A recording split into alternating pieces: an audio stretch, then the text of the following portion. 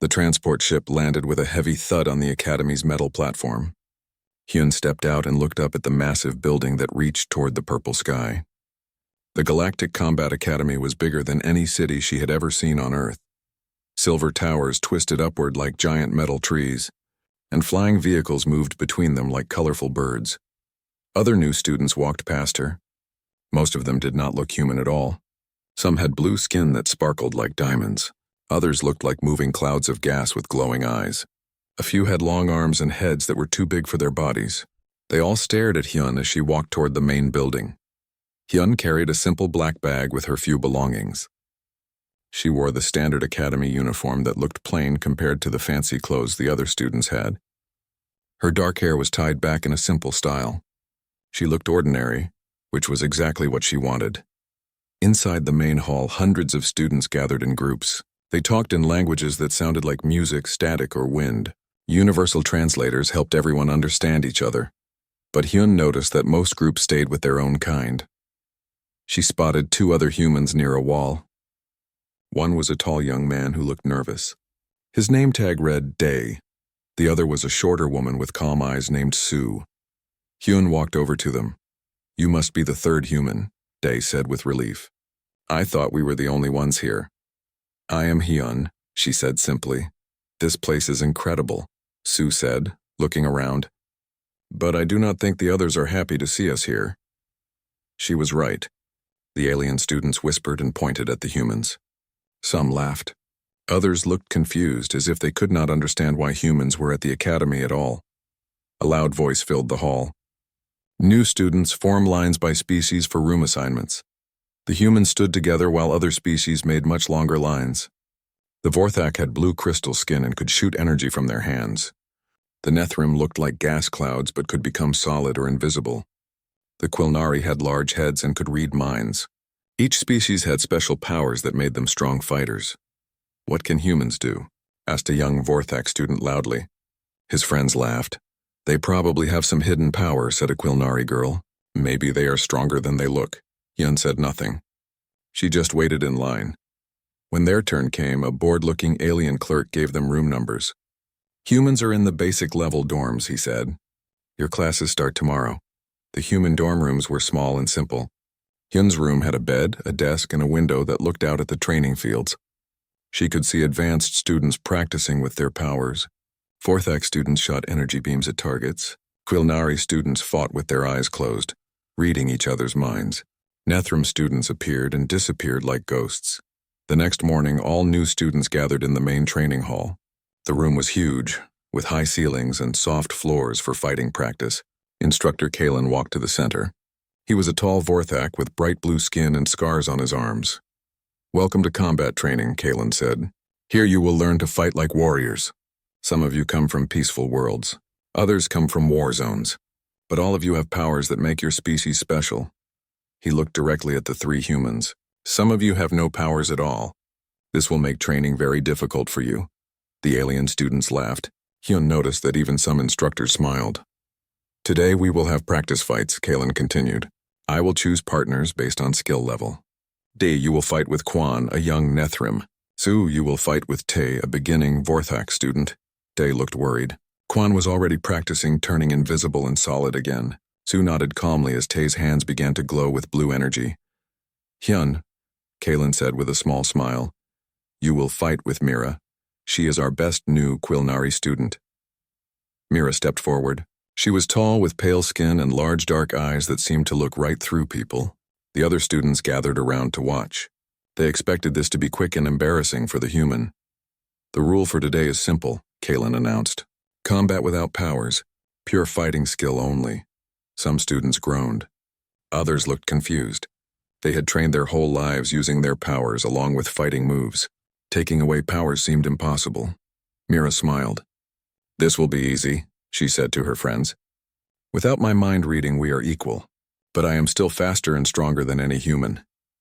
Hyun stepped into the fighting circle. She moved slowly and calmly, like she had all the time in the world. Her hands hung loose at her sides. She looked relaxed, almost bored. "Begin," Kalen shouted. Mira rushed forward with incredible speed. Her long arms reached for Hyun's neck. She moved like a professional fighter. using techniques that took years to learn. But Hyun was not there when Mira's hands arrived. Hyun had moved just slightly to the side. As Mira passed by, Hyun's hand touched Mira's wrist. It looked like a gentle tap, but Mira suddenly could not feel her fingers. Her arm went numb. Mira spun around and tried to kick Hyun's legs. Hyun stepped over the kick and placed her palm on Mira's shoulder. Again it looked soft, but Mira's entire arm stopped working. Panic filled Mira's eyes. She tried to grab Hyun with her good arm, but Hyun caught her wrist and twisted gently. Mira found herself on the ground, completely unable to move. The whole fight lasted less than 10 seconds. The training hall became completely quiet. Students stared with open mouths. Instructors looked confused and surprised. Hyun helped Mira stand up. Feeling returned to Mira's arms immediately. "Are you hurt?" Hyun asked politely. Mira shook her head, but her eyes were wide with shock. "How did you do that?" Instructor Kalen walked over. His blue skin had turned darker, which meant he was angry or confused. "Explain what happened," he demanded. Hyun looked at him calmly. "You said no powers." "I used no powers, but that was impossible. Mira is one of our best fighters. You defeated her without even trying hard." "I was trying hard," Hyun said simply. "I was just holding back." The students began to whisper loudly. Some laughed nervously. Others looked worried. None of them understood what they had just seen. Kalen studied Hyun for a long moment. "Holding back? What do you mean?" "You asked for combat without powers," Hyun replied. "If I had not held back, Mira would be in the medical center right now." The whispers stopped. Everyone stared at the small human woman who spoke like she could seriously hurt the academy's best students. "That is impossible," said a Vorthak student. "Humans have no special abilities." Hyun turned to look at him. "You are right. We have no special abilities. Then how can you fight like that?" Hyun was quiet for a moment. Then she said, "On my world, everything tries to kill you from the day you are born. The weather, the animals, the plants, even the ground under your feet. We learned to fight not because we wanted to, but because we had to." She looked around at all the alien faces staring at her. "You all grew up with powers that kept you safe. We grew up with nothing but our minds and bodies. We learned to use everything as a weapon. We learned that losing means dying." Instructor Kalen made notes on his electronic pad. "Interesting. We will need to study human fighting methods more carefully." As the class ended and students walked away, they looked at the three humans differently. The laughter was gone. Instead, there was curiosity and something that might have been fear. Sue walked beside Hyun as they left the training hall. "That was well done," she said quietly. "It was necessary," Hyun replied. "They needed to stop seeing us as weak. Do you think they understand now?" Hyun looked back at the alien students who were still watching them. "No, but they will." News of Hyun's victory spread through the academy faster than Nethram students could phase through walls. By the next morning, every student and instructor knew about the human who had defeated Mira in seconds. Some said it was luck. Others thought Mira had let the human win out of pity. But those who saw the fight knew better. Instructor Vex floated into the training hall like a dark cloud. He was a massive Nethram who had fought in 3 galactic wars. His gaseous body could become solid as steel or invisible as air. Students feared him because he never held back during training. "I have heard interesting stories about yesterday's matches," Vex said. His voice sounded like wind through metal pipes. "I want to see these human fighting skills for myself." The morning class gathered around as Vex pointed at the 3 humans. "Today we will have a demonstration." Jin stepped forward. Jin was the academy's top Quilnari student. He had never lost a practice fight. His telepathic abilities were so strong that he could predict what opponents would do before they knew it themselves. He smiled confidently as he entered the fighting circle. "Hyun," Vex called. "You will fight Jin. Same rules as yesterday, no powers allowed," Jin laughed. "Without my mind reading, this will still be easy. I am faster and stronger than any human." The alien students agreed. Jin was tall and muscular. His reflexes were 3 times faster than human normal. Even without telepathy, he should win easily. Hyun stepped into the circle. She looked the same as yesterday. Calm, relaxed, and slightly bored. Her eyes studied Jin like she was reading a book. "Begin." Jin moved like lightning. His first punch came so fast that most students could barely see it. But Hyun was already moving before Jin's fist started its path. She ducked under his arm and stepped to his side. Jin spun around and tried to grab her. Again, Hyun moved before he completed the motion. She seemed to know exactly where he would be and when he would be there. "How is she doing that?" whispered Tae, a young Vorthak student. He stood next to Sue, watching the fight with growing amazement. "She is reading him," Sue explained quietly. "Not his mind like Quilnari do. She is reading his body." "What do you mean?" "Watch his shoulders, his hips, his feet. Every movement he makes tells her what he will do next. Humans learned to do this because we had no other choice." In the fighting circle, Jin was getting frustrated. He tried combinations of punches and kicks that had defeated every opponent before. But Hyun avoided each attack by the smallest possible distance. She never wasted movement or energy. Then Hyun began to attack. Her first strike was a simple palm push to Jin's chest. It looked gentle, but Jin stumbled backward 3 steps. Her second strike hit his wrist as he tried to block. His hand went numb immediately. Jin tried to use his superior reach, extending his long arms to grab Hyun from a distance. But Hyun stepped inside his guard and struck his elbow joint. Jin's arm folded the wrong way and he cried out in pain. The watching students gasped. This was supposed to be a demonstration, not a real fight. But Hyun was not finished. She moved like water around Jin's desperate attacks. Every time he tried to hit her, she was somewhere else. Every time she touched him, another part of his body stopped working properly. Within 2 minutes, Jin was on the ground, breathing hard and unable to get up. Hyun stood over him, not even sweating. "Medical assistance," she called calmly. "He will be fine in a few hours." Instructor Vex solidified his gaseous form and walked into the circle. His dark face showed respect and something like fear. "How did you do that?" "Jin is our best student." "He is strong and fast," Hyun agreed. "But he fights like someone who always had powers to help him. He never learned to really see his opponent." "And you can see everything?" "On my world, if you cannot see a threat coming, you die. We learned to read body language like Quilnari read minds. We learned to find weak points like Vorthak find energy sources. We learned to adapt like Nethrim change forms." Day helped carry Jin to the medical center. The Quilnari student was conscious but confused. "She knew what I was going to do before I did it," he mumbled. After Jin was taken care of, the class continued. But now the alien students watched the humans differently. They noticed things they had missed before. They saw that Day, who seemed nervous and weak, actually watched everything around him constantly. His eyes tracked every movement in the room. When a Vorthak student accidentally dropped an energy blast near him, Day was already moving before the blast hit the ground. They saw that Sue, who seemed quiet and harmless, had scars on her hands and arms. When asked about them, she said simply, "Earth has dangerous animals. Sometimes you must kill them with your bare hands." During lunch, groups of alien students approached the humans with questions. "Is your planet really that dangerous?" asked Mira. Her arm still felt strange from yesterday's fight. "Every planet is dangerous," Sue replied. "But most species developed powers to deal with the danger. We developed something else. What did you develop?" "Stubbornness," Day said with a smile. "We refuse to give up even when everything says we should." "And anger," added Hyun quietly. "When something tries to kill us, we get angry. When we get angry, we become very creative about fighting back." Tae, the young Vorthak, looked confused. "But anger makes fighters sloppy and stupid." "Not human anger," Sue explained.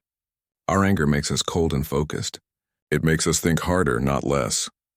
"That sounds terrifying," whispered Kwan, the Nethrim student. "It should," Hyun said. "We terrify ourselves sometimes." The afternoon brought weapons training. Each species used weapons that worked with their natural abilities. Vorthak used energy weapons that channeled their power. Quilnari used precision weapons guided by telepathy. Nethrim used weapons they could phase in and out of solid matter. The humans were given basic metal weapons, knives, swords, and simple clubs. The other students laughed at the primitive tools. "Those weapons are thousands of years old," said a Vorthak student. "Why not use something modern?" "Because," Hyun said as she tested the balance of a simple knife, "these weapons never run out of power. They never break down. They never stop working when you need them most." The weapons instructor, a scarred Quilnari veteran named Instructor Nala, began the lesson. "Today you will learn basic weapon forms. Each species will practice with their traditional weapons." She demonstrated proper energy weapon stance for the Vorthak students. Then she showed phasing techniques for the Nethrim. Finally, she turned to the humans. "I am not sure what to teach you," she admitted. "These weapons are so simple. May we demonstrate?" Hyun asked politely. Instructor Nala nodded. Hyun picked up the simple knife. In her hands it seemed to come alive. She showed how the same tool could be held 17 different ways for 17 different purposes. She demonstrated how a knife could become a lever, a hammer, a cutting tool, or a throwing weapon. Day took the club and showed how it could block, strike, trip, or trap an opponent's weapon. In his hands, the simple wood became as dangerous as any energy weapon. Sue picked up the sword and moved through forms that were beautiful and deadly. She showed how the same weapon could fight one opponent or 10, in close quarters or at distance. On our world, Sue explained, we learned that simple tools used well are better than complex tools used poorly. When the demonstration ended, Instructor Nala was quiet for a long time. Finally, she said, I think I have been teaching weapons wrong for many years. As the day ended, the alien students gathered in small groups to talk about what they had seen. The humans had not just won fights. They had shown a completely different way of thinking about combat. They fight like every battle might be their last, Mira observed. Because for them, it might be, Tae replied. Their whole planet taught them that. Do you think they are holding back like Hyun said? Asked Kwan. The students looked toward the human dormitory where warm lights showed in the windows. Inside, 3 humans from a death world were probably planning tomorrow's lessons. I hope we never find out, Mira said quietly. The Academy Council met in emergency session 3 days after Jin's defeat. 12 alien leaders sat around a crystal table, their faces showing concern and confusion. Director Amras, an ancient Vorthak with deep blue skin, called the meeting to order. We have a problem, he began. 3 human students are making our best fighters look like children. This should not be possible. Instructor Vex's gaseous form rippled with annoyance. The humans are skilled, but they are still just one species without powers. Perhaps our students have become too dependent on their abilities. Or perhaps, said Instructor Zara, a tall Quilnari with silver hair, we need to test these humans properly. I propose we use the hunting grounds. A heavy silence filled the room. The hunting grounds were the Academy's most dangerous training area. Students faced realistic combat simulations against AI opponents, programmed with actual military tactics from across the galaxy. Many students were seriously injured there. Some had died. That seems extreme, Instructor Nala protested. They are still just students, are they? Director Amras asked. Hyun defeated our best Quilnari student without effort. The human named Day disarmed 3 Nethrim students yesterday using only a training stick. And Sue, he paused. Sue broke a practice sword in half with her bare hands when she thought no one was watching. Instructor Zara leaned forward. I will design a scenario specifically for humans. Urban combat against Vorthak elite warriors. No energy shields, no ranged abilities, no telepathic coordination. Everything that should give us an advantage. And if they fail, asked Nala. Then we know they are just lucky, Zara replied.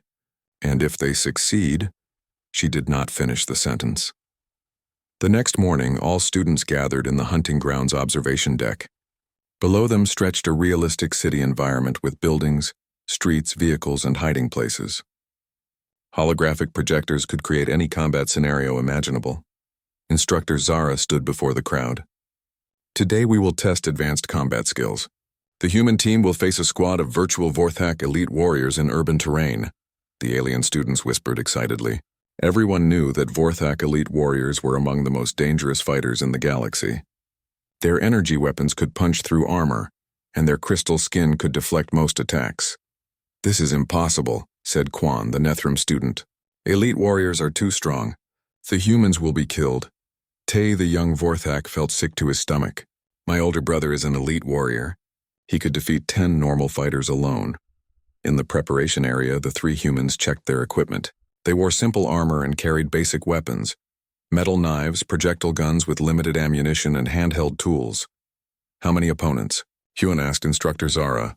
6 elite warriors with full equipment and tactical AI. Day laughed, but not with humor. 6, that is almost fair odds. For them, Sue added quietly. Instructor Zara frowned. The humans did not seem worried or afraid. If anything, they seemed eager.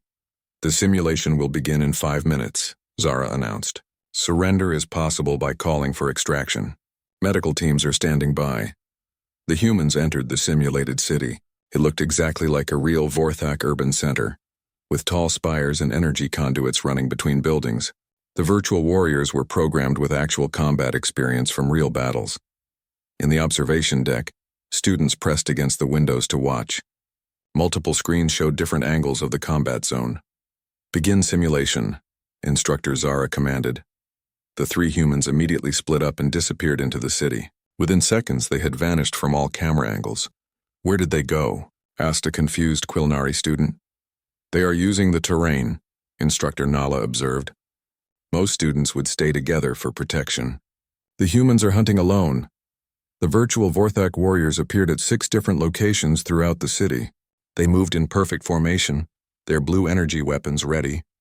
Their AI was programmed with thousands of combat situations and tactical responses. For 10 minutes, nothing happened. The warriors searched the city carefully but found no trace of the humans. Then Day appeared. He came out of a drainage pipe directly behind one of the virtual warriors. Before the AI could react, Day had wrapped a metal cable around its neck and dragged it into an alley. The warrior's energy weapon fired once into the sky, then went silent. "Impossible," breathed a Vorthak instructor. "Elite warrior armor cannot be penetrated by simple cables." He did not try to penetrate it, Instructor Nala realized. He strangled the warrior until its oxygen supply was cut off. The remaining 5 virtual warriors moved toward Day's last known position. But when they arrived, they found only the disabled armor of their teammate. Day was gone again. 20 minutes passed.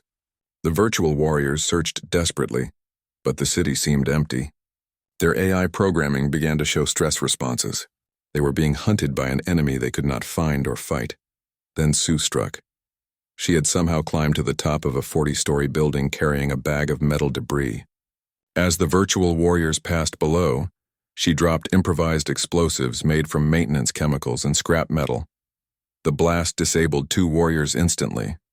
A third was buried under falling concrete. Sue rappelled down the building using cables torn from elevator shafts, landed behind the buried warrior, and finished it with precise strikes to armor joints. "She made explosives from maintenance supplies," whispered an amazed Nethrim student. How did she know which chemicals to use? "Humans learn chemistry not for science," Day had told them once. "We learn it to make things explode." Now only 2 virtual warriors remained. They stood back to back in an open plaza, their weapons sweeping in all directions. Their AI had given up on hunting and switched to defensive mode. Hyun finally appeared. She walked calmly into the plaza, carrying only a simple metal knife. The 2 virtual warriors immediately focused their energy weapons on her and fired. Hyun was not there when the beams arrived. She moved between the energy blasts like she was dancing. The virtual warrior's AI could not compute fast enough to track her movements. She seemed to know where each shot would go before it was fired. Hyun reached the first warrior and struck its weapon with her knife. The energy gun exploded, destroying the warrior's arm. Her second strike hit the warrior's chest plate at exactly the right angle to crack the crystal armor. The final virtual warrior tried to grab Hyun with its remaining functional arm. She caught its wrist, twisted, and used the warrior's own momentum to throw it 30 feet through the air into a concrete wall. Silence filled the observation deck. "Simulation complete," the computer announced. "All targets eliminated. Human casualties, 0. Director Amra stared at the screens showing 3 humans standing calmly in the ruins of the virtual city. Around them lay the remains of 6 elite warriors that had been programmed with decades of real combat experience. "How long did that take?" he asked quietly. 37 minutes, Instructor Zara replied. Her voice sounded strange and distant. "Our elite warriors usually complete similar scenarios in 2 hours," said a Vorthak instructor, "with casualties." In the combat zone below, Hyun looked up at the observation windows. Even through the reinforced glass, her calm gaze made several students step backward. "Request permission to try a harder scenario," she called out clearly. The observation deck erupted in nervous laughter and worried whispers. Students who had laughed at the humans 3 days ago now watched them with something approaching fear. Kwan turned to Tae with wide eyes. What kind of planet did they come from? Tae thought about his elite warrior brother, who bragged about defeating single opponents in honorable combat. Then he looked at the 3 humans who had just destroyed 6 elite warriors using improvised weapons and cunning. "A planet," Tae said slowly, "where honor gets you killed, and only the clever survive."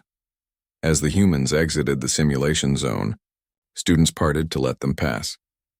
No one laughed anymore. No one called them weak or powerless. Sue noticed the changed atmosphere and smiled slightly. Now they are beginning to understand, she said to Hyun. No, Hyun replied, watching the fearful faces around them. They think they understand, but they have only seen us hold back. Should we show them more? Hyun considered this as they walked back to their dormitory. Finally, she shook her head. Not yet. Let them think about what they have already seen. Fear is a good teacher, but too much fear makes students stop learning. Behind them, alien students gathered in nervous groups to discuss what they had witnessed. None of them slept well that night, and many dreamed of empty cities where invisible hunters stalked them through shadows they had never noticed before. Commander Thane arrived at the academy on a ship black as space itself. He was a legend among warriors, a Vorthak who had survived battles that destroyed entire planets. His crystal skin was crossed with scars that told stories of fights with creatures most species had never imagined. When he walked through the academy halls, even the instructor stepped aside. Director Omris met him at the landing platform. Commander, thank you for coming. We need your expertise with the unusual situation. Thane's eyes glowed with ancient anger. I read your reports. 3 humans are embarrassing trained warriors. This is impossible. We thought so too, but they have defeated our best students and destroyed elite warrior simulations without taking casualties. Then your students are weak and your simulations are flawed. Thane's voice carried the authority of someone who had killed enemies with his bare hands. I will test these humans properly. Commander, perhaps we should start with observation. No. Thane cut him off. I will fight them myself. If they are as dangerous as you claim, they will survive. If not, you will know they were lucky. Word spread quickly through the academy. Commander Thane would personally test the humans in live combat. Students gathered in frightened groups to whisper about what this meant. He killed a Nethrim. War chief with a broken weapon, one student said. He survived the Battle of 7 Suns when everyone else died, said another. He does not hold back. Even in training, added a third. Students have died fighting him before. In the human dormitory, Hyun, Dae, and Sue prepared quietly. They checked their simple weapons and armor with the careful attention of people who knew their lives depended on their equipment. He means to kill us, Dae observed without emotion. Yes, Hyun agreed. He thinks we are frauds who got lucky. He wants to prove it by crushing us publicly. And if we kill him? Sue asked. Hyun was quiet for a moment. Then they will finally understand what we really are. The test was scheduled for the Academy's most dangerous training ground, a zero-gravity asteroid field with environmental hazards. Chunks of rock floated through space between the platforms. Magnetic fields and radiation bursts made the area deadly even without combat. Commander Thane would not fight alone. He brought 2 other instructors, Instructor Kelm, a massive Nethrim warrior who had led assault teams through hostile territory, and Instructor Rask, a Quilnari combat specialist who could predict enemy movements through battlefield telepathy. This is madness, Instructor Nala protested. 3 experienced warriors against 3 students? In live combat? Someone will die. Exactly, Commander Thane replied coldly. If these humans are what you claim, they will live. If not, the galaxy is better off without weak fighters who pretend to be strong. The Academy's medical ships positioned themselves around the asteroid field. Students and instructors watched from safe observation platforms. Many looked sick with worry. This is not a test, Tae said to Kwan. This is an execution. The 3 humans floated calmly in the zero gravity, their movements controlled and precise. They had adapted to the weightless environment instantly, moving like they had lived in space their entire lives. Commander Thane and his team took positions on the opposite side of the asteroid field. Their weapons were fully powered and set to lethal force. This would not be practice combat. Begin, Director Omris announced reluctantly. The 3 instructors moved immediately toward the humans with professional efficiency. Commander Thane's energy weapon could punch through ship armor. Instructor Kelm phased between solid and gas to avoid obstacles. Instructor Rask read the tactical situation telepathically and coordinated their attack. The humans disappeared. In zero gravity, human movement became something beautiful and terrible. They used asteroid momentum to change direction in ways that seemed impossible. They pushed off rocks, twisted through magnetic fields and moved through the three-dimensional space like natural predators. "Where are they?" Commander Thane demanded as his weapon swept empty space. The answer came from behind. Day had somehow circled around through the asteroid field without being detected. He struck Instructor Kelm's equipment pack with an improvised magnetic weapon, disrupting the Nethram's ability to control his phase changes. Kelm became stuck halfway between solid and gas, unable to fight effectively. Day did not finish him. Instead, he vanished back into the asteroid field, leaving Kelm helpless but alive. "Impossible," Instructor Rask said. "I could not sense his approach at all." "Human minds are different," came Sue's voice from somewhere in the rocks. "We think in ways your telepathy cannot read." Instructor Rask spun toward the voice, but Sue was already moving. She had weaponized pieces of asteroid debris, turning space rocks into projectiles using magnetic fields. Her improvised missiles struck Rask's telepathic amplifier, destroying his ability to read the battlefield. Now Commander Thane fought alone against 3 humans in an environment that favored their adaptability over his raw power. "Show yourselves," he roared, firing energy blasts in all directions. "As you wish," Hyun's voice replied. She appeared directly in front of him, floating in open space with no cover. Commander Thane smiled and aimed his weapon at her center mass. At this range, even a human could not dodge. He fired. The energy beam passed through empty space. Hyun had moved at the exact moment his finger touched the trigger, reading his body language even in zero-gravity combat armor. But this time she did not retreat. Instead, she moved closer. Commander Thane tried to track her with his weapon, but Hyun moved in 3 dimensions around him like a dancer. She used his own body as cover, staying just outside his weapon's arc while moving steadily closer.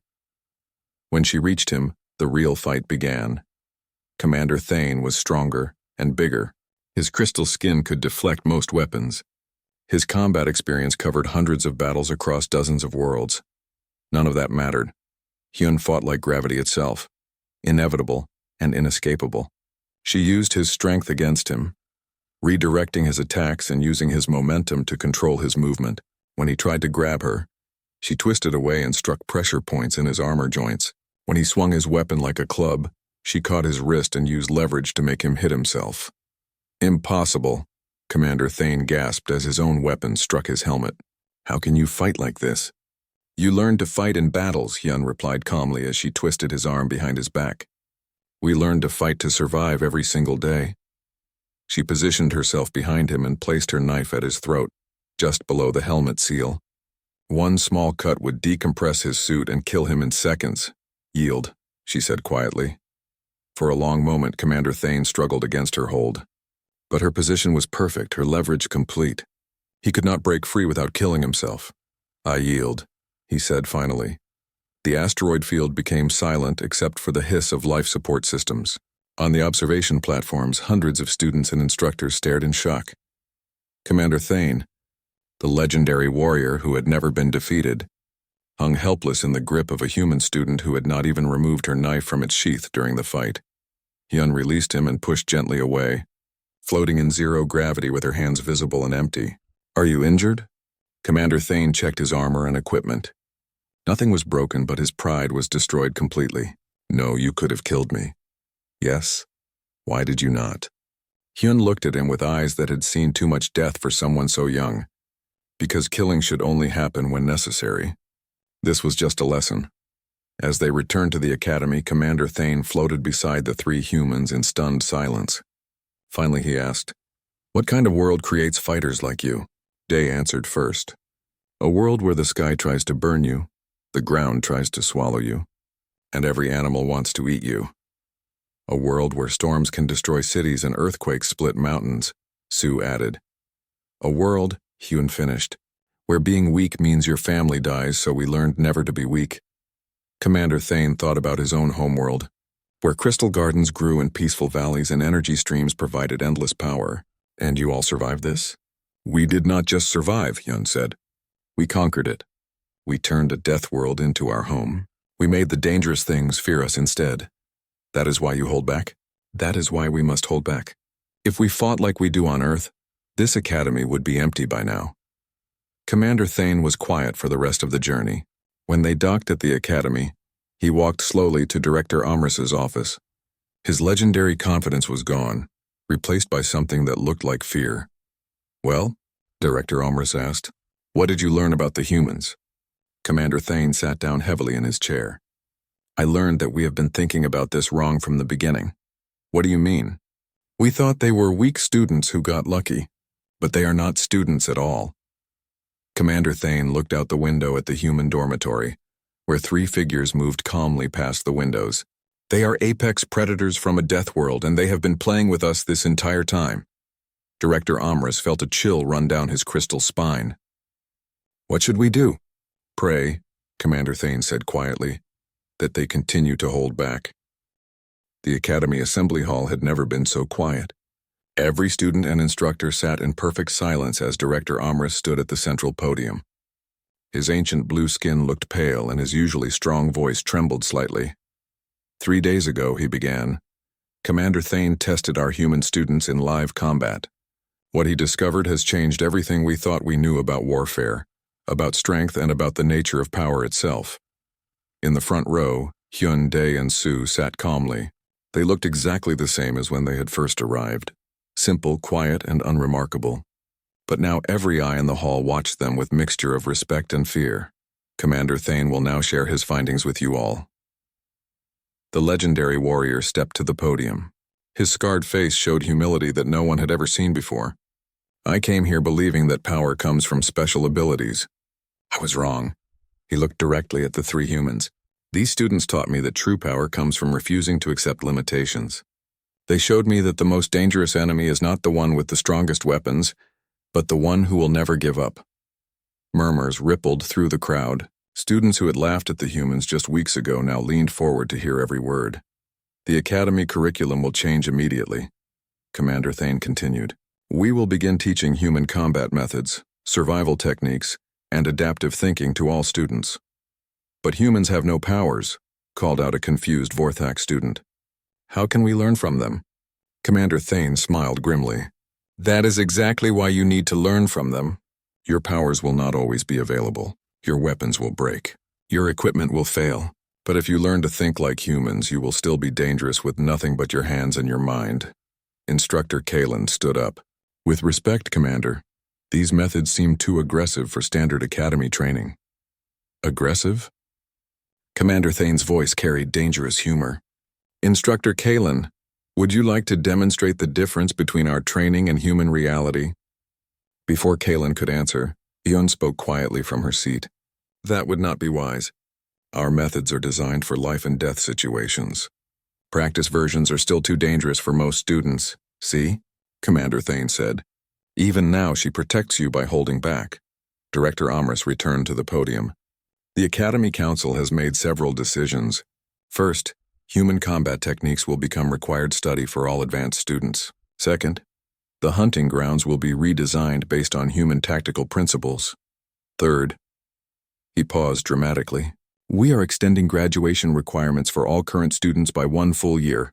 The hall erupted in shocked voices. "A full extra year was unheard of. Why?" demanded a Quilnari instructor. "Because," Director Amris replied, "we now understand that our previous training was incomplete. We taught you to fight with your powers. We never taught you to fight without them. In real combat, this weakness could kill you." Over the following days, the Academy transformed completely. Alien students who had once avoided the humans now begged them for private lessons. Training schedules were revised to include human-style survival exercises, improvised weapons training, and adaptive combat thinking. Mira approached Hyun after combat class. "Would you teach me to read body language like you do?" "It is not easy," Hyun warned. "It takes years of practice and constant attention." "I have time," Mira said seriously. "After our fight, I realized how much I depended on my telepathy. If I ever face an enemy who can block mental reading, I need other skills." Soon small groups of alien students gathered around each human during mealtimes. They asked endless questions about Earth, about human survival methods, and about the philosophy behind human combat. "Why do you fight so hard?" asked Tae, the young Vorthak. "Even when you know you might lose?" Sue considered the question carefully. "Because on our world, fighting hard is the only choice. If you fight halfway, you die. If your family fights halfway, they die. So we learned to always fight with everything we have. But that must be exhausting, said Quan, the Nethrim student. It is, Day agreed, but being dead is more exhausting. The alien students laughed, but nervously. Human humor often involved references to death and survival that made them uncomfortable. As weeks passed, the Academy's training became more demanding. Students learned to fight effectively when their natural abilities were suppressed. They practiced making weapons from ordinary objects. They studied how to read environmental conditions for tactical advantage. Many students failed the new requirements and had to repeat courses. But those who succeeded became far more capable fighters than any previous Academy graduates. Instructor Nala approached the three humans after an advanced tactics class. I wanted to thank you, she said. My students are learning things I never thought to teach them. What things? Hyun asked. How to be afraid and still fight effectively. How to use desperation as a weapon. How to turn disadvantages into advantages. Nala paused. These are lessons that only come from real survival experience. Are you sorry we came here? Sue asked quietly. Nala thought for a moment. No, but I think I understand now why the Academy was really created. What do you mean? Director Amras told me something yesterday that he has kept secret for 50 years. The Academy was not built just to train warriors for peace. It was built to prepare for the return of an ancient enemy. The three humans exchanged glances. What enemy? The Devourers. They disappeared 1,000 years ago, but our records say they will return. They are creatures that can neutralize any supernatural ability. When they fought our ancestors, only the most primitive fighters had any chance of survival. Understanding filled Hyun's eyes. You brought humans here not as charity cases. You brought us as insurance. I think so. And I think Director Amras is very glad he did. That evening, the three humans sat in their common room, looking out at the Academy's lights. Students moved between buildings, practicing the survival techniques and adaptive thinking they had learned from Earth's survivors. Do you think we have changed them enough? Day asked. For what is coming? Probably not, Hyun replied. But we have given them a chance. The Devourers sound dangerous, Sue observed. Everything is dangerous, Hyun said. The question is whether you fight back or give up, and if these aliens give up. Hyun watched a group of Vorthak students practicing improvised weapons combat in the courtyard below. They moved awkwardly but with determination. Then we will fight alone like we always have. 3 humans against an ancient enemy? 3 humans, Hyun corrected, plus whatever allies we can teach to think like humans. The next morning brought news that changed everything. Long-range sensors had detected strange ships at the edge of the galaxy. Ships with designs that matched historical records of the Devourers. Director Amras called an emergency assembly. The time for training is over, he announced. Our ancient enemy returns, and we must be ready. The Academy erupted into organized chaos as students and instructors prepared for real combat. But now they prepared differently than their ancestors had.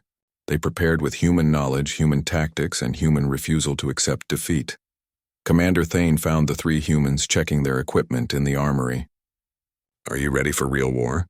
He asked. Hyun looked up from sharpening her simple knife. Commander, we were born ready for war. The question is whether your people are ready to fight like us, meaning, Day said as he tested an improvised explosive device. Are they ready to fight ugly, dirty, and without honor if that is what survival requires? Are they ready, Sue added, to become monsters if the alternative is extinction? Commander Thane thought about the alien students training desperately outside, trying to learn in months what humans had learned over millions of years of evolution. I hope so, he said quietly.